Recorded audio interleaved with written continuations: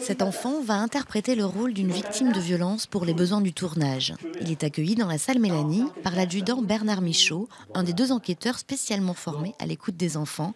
En 14 ans, il a auditionné 400 mineurs. Qu'est-ce que tu préfères à l'école? C'est quoi tes matières préférées? Les maths. Les maths? L'adjudant peut parler plusieurs heures avec l'enfant sur son quotidien avant de commencer l'audition. Après la phase préparatoire, le gendarme va allumer la caméra et laisse l'enfant seul quelques instants dans la salle Mélanie.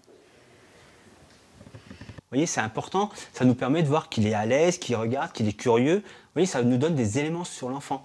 L'audition n'aura lieu qu'une fois. Elle est enregistrée pour que l'enfant n'ait pas à raconter son agression à plusieurs reprises. S'il y a des erreurs ou si tu as menti, je m'en moque. Je ne vais pas te disputer, on ne va pas te gronder, on ne va pas te juger, on ne va pas se moquer.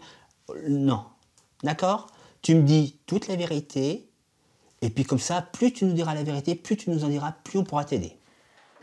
Dans la salle, des jouets, des meubles d'enfants créent un climat de confiance. Les poupées sont des outils importants pour que la victime mineure raconte les faits sans être traumatisée une nouvelle fois.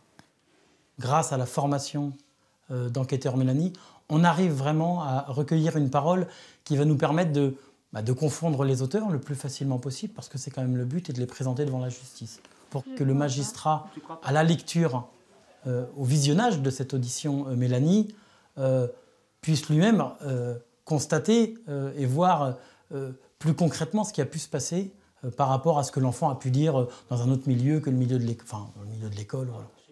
Chaque année, la gendarmerie de Vendôme accueille entre 30 et 40 enfants dans la salle Mélanie. Ces auditions ne sont pas des preuves matérielles, mais ce sont des actes judiciaires qui peuvent être déterminants dans un procès d'assises.